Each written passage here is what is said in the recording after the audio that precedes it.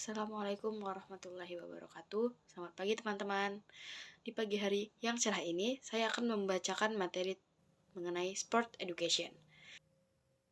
Kenalkan dulu, nama saya Zahra Nabila Putri dengan NIM 2160 1241 134 dan teman saya Dwi Saputri dengan NIM 2160 1241 108.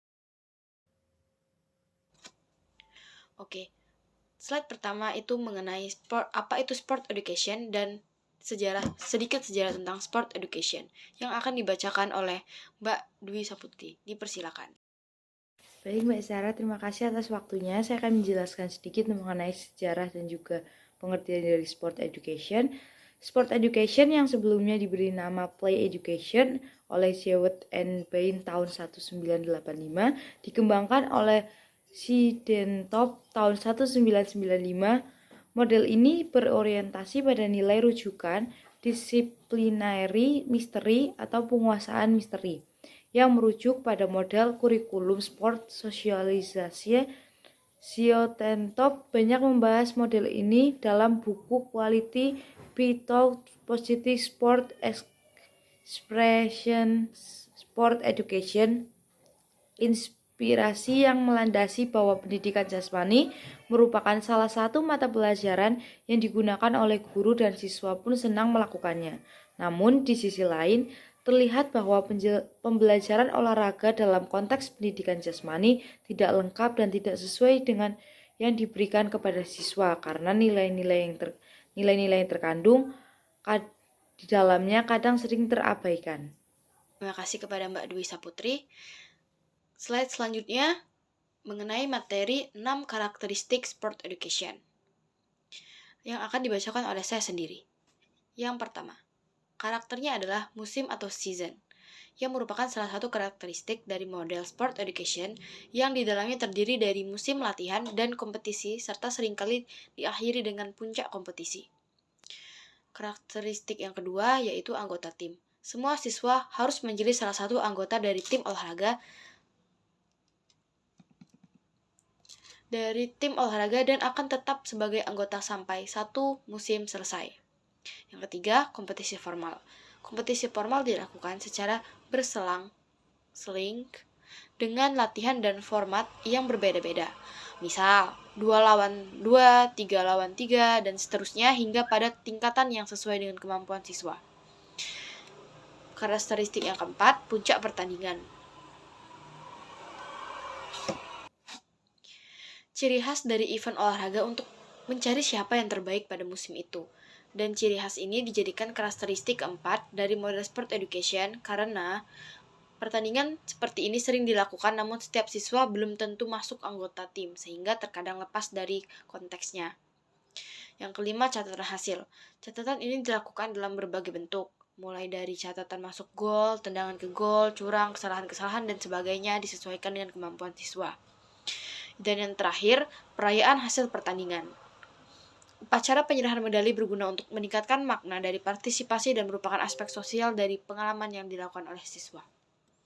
Baiklah, untuk slide selanjutnya mengenai tujuan sport education akan dibacakan oleh Mbak Dwi Saputri kembali. Dipersilakan. Tujuan dari sport education. Model sport education memiliki tujuan untuk mendidik siswa menjadi pemain dalam arti sesungguhnya serta membantu mereka berkembang untuk menjadi olahragawan yang kompeten, bijaksana, dan juga berpengetahuan serta antusias.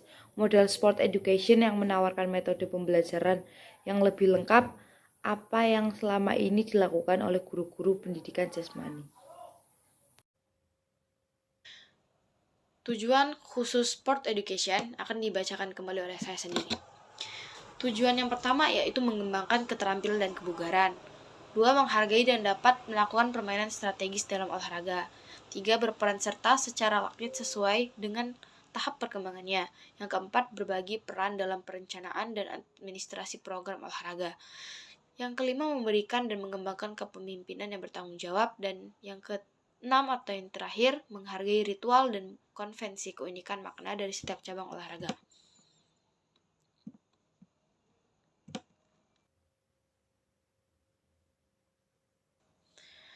Implementasi model sport education. Menurut Siddentop, pada tahun 1995, seperti model-model pembelajaran lain, model sport education dapat diimplementasikan secara baik atau sebaliknya. Keberhasilan dan kegagalan model ini bergantung kepada bagaimana para guru mengimplementasikan menurut Ciendeto et al. pada bukunya yang dia tulis pada tahun 2004. Terdapat beberapa petunjuk dan saran untuk membantu para guru memulai implementasi model sport education, kemudian membangun keberhasilan pada pelaksanaannya.